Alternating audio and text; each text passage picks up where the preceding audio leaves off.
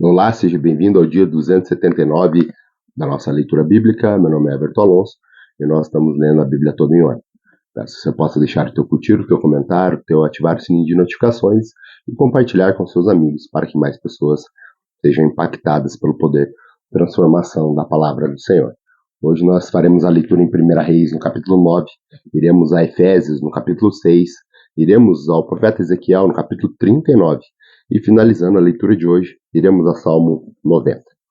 Aqui, em 1 Reis, no capítulo 9, nós vamos encontrar o Senhor aparecendo a Salomão. Nós vamos encontrar também alguns outros feitos que Salomão fez durante o seu reinado. Vamos a essa leitura? 1 Reis, capítulo 9. Quando Salomão acabou de construir o templo do Senhor, o palácio real e tudo mais que desejara construir, o Senhor lhe apareceu pela segunda vez, como havia aparecido em Gibeon. O Senhor lhe disse: ouvi a oração e a súplica que você fez diante de mim. Consagrei este templo que você construiu, para que nele habite o meu nome para sempre. Os meus olhos e o meu coração estarão sempre nele. E, se você andar segundo a minha vontade, com integridade de coração e com retidão, como fez o seu pai Davi, se fizer tudo o que ordena a você, obedecendo aos meus decretos e às minhas ordenanças, firmarei para sempre sobre Israel o seu trono, conforme prometia Davi, seu pai, quando lhe disse: nunca faltará descendente para governar Israel. Mas se você e seus filhos se afastarem de mim e não obedecer aos mandamentos, aos decretos que eu lhe dei, me prestarem culto a outros deuses e adorá-los, desraigarei Israel da terra que lhe dei e lançarei para longe da minha presença, e este templo consagrei ao meu nome. Israel se tornará um objeto de zombaria entre todos os povos. Embora esse templo seja algo imponente, todos os que passarem por ele ficarão espantados e perguntarão: por que o Senhor fez uma coisa dessa a essa terra e a esse templo? E a resposta será: porque abandonaram o Senhor, o seu Deus, e tirou os seus antepassados do Egito e se apegaram a outros deuses, adorando-lhe e prestando culto. Por isso o Senhor trouxe sobre eles toda essa desgraça. Depois de 20 anos, durante os quais construiu estes dois edifícios, o templo do Senhor e o palácio real, o rei Salomão deu 20 cidades da Galiléia a Irão, rei de Tiro, pois Irão lhe havia fornecido toda a madeira de cedro, de pinho e ouro que ele precisou. Mas quando este veio de Tiro para ver as cidades que Salomão lhe dera, não gostou. Que cidades são essas que tu me deste, meu irmão? Ele perguntou, e as chamou terra de Cabul, nome que elas têm até hoje.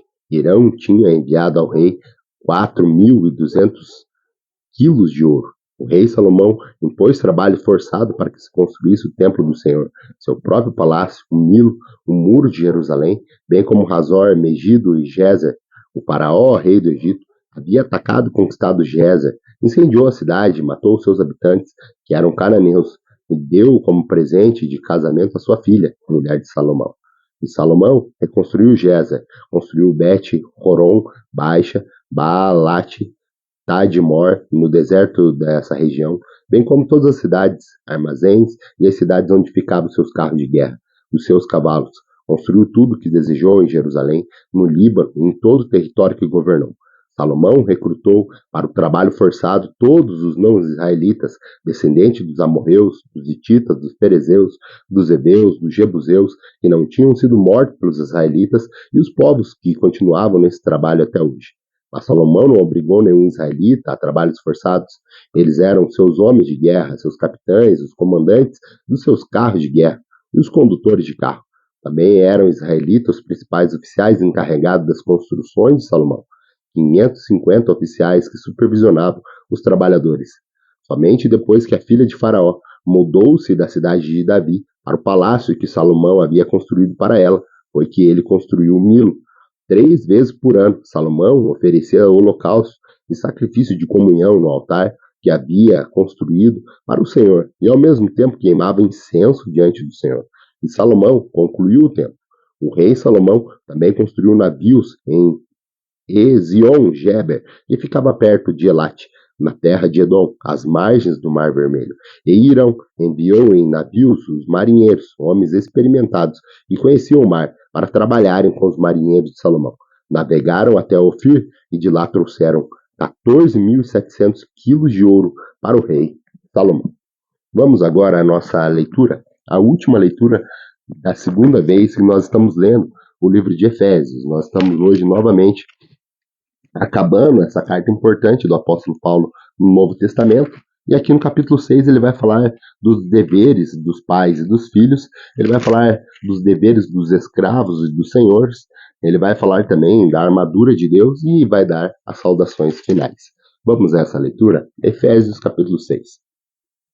Filhos, obedeçam aos seus pais no Senhor, pois é isso justo. Honre teu pai e tua mãe, este é o primeiro mandamento como promessa, para que tudo te corra bem e tenhas vida longa sobre a terra. Pais, não irritem seus filhos, antes criem no seu coração a instrução e o conselho do Senhor. Escravos, obedeçam aos seus senhores terrenos com respeito e temor, com sinceridade de coração como a Cristo. Obedeçam-lhes, não apenas para agradá-los, quando eles o observarem, mas como escravos de Cristo, fazendo de coração a vontade de Deus. Sirvam aos seus senhores de boa vontade, como servindo ao Senhor e não a homens, porque vocês sabem que o Senhor recompensará cada um pelo bem que praticar. Seja escravo, seja livre. Vocês, senhores, tratem seus escravos da mesma forma. Não os ameacem, uma vez que vocês sabem que o Senhor deles é o de vocês, está nos céus, e ele não faz diferença entre pessoas. Finalmente, fortaleçam no Senhor e na força do seu poder. Vistam de toda a armadura de Deus para poderem ficar firmes contra as ciladas do diabo, pois a nossa luta não é contra os seres humanos, mas contra os poderes e as autoridades, contra os dominadores deste mundo das trevas, contra as forças espirituais do mal nas regiões celestes. Por isso, vistam de toda a armadura de Deus, para que possam resistir o dia mal e permanecer inabaláveis, depois de terem feito tudo. Assim, mantenham-se firmes, cingindo-se com o cinto da verdade, vestindo a couraça da justiça e tendo os pés calçados com a prontidão do evangelho da paz. Além disso, usem o escudo da fé, com a qual vocês poderão apagar todas as setas inflamadas do maligno. Usem o capacete da salvação e a espada do Espírito, que é a palavra de Deus.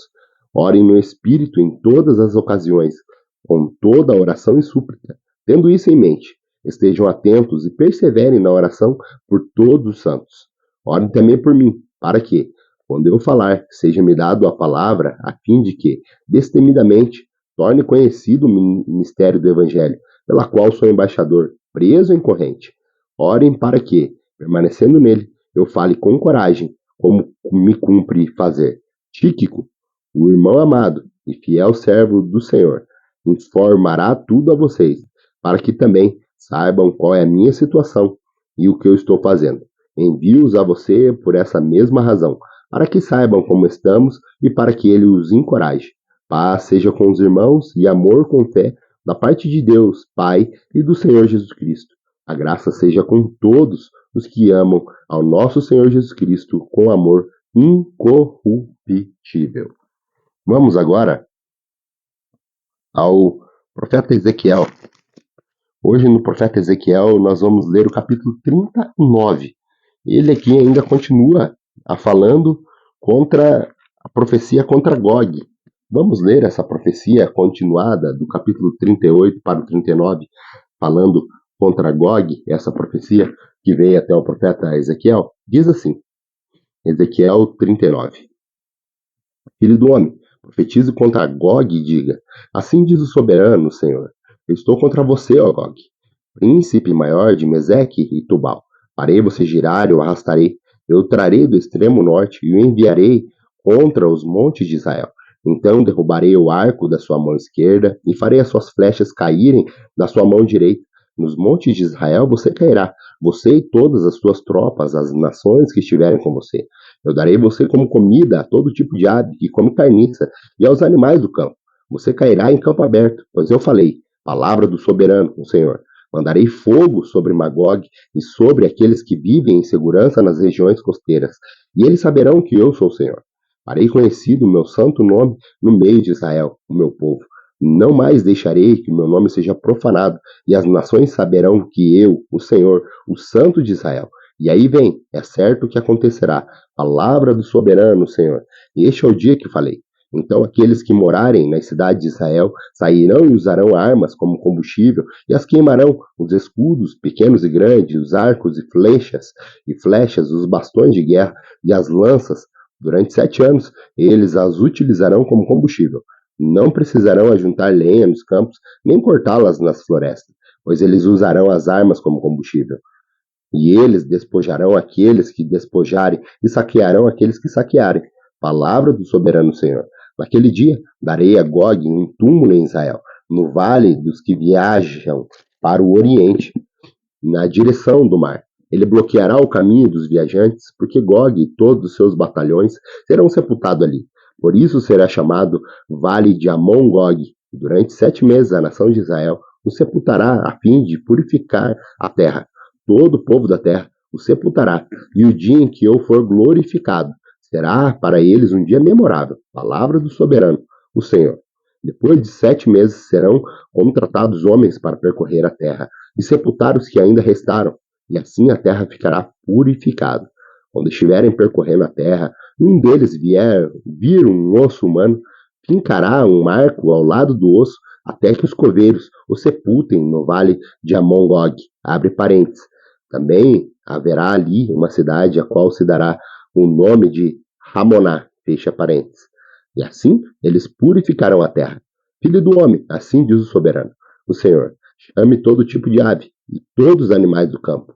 Venham de todos os lugares ao redor e reúnam-se para o sacrifício que eu estou preparando para vocês. O grande sacrifício nos montes de Israel. Ali vocês comerão carne, beberão sangue. Comerão a carne dos poderosos e beberão sangue dos príncipes da terra, como se eles fossem carneiros, cordeiros, bodes e novilhos, todos eles animais gordos de Bazã.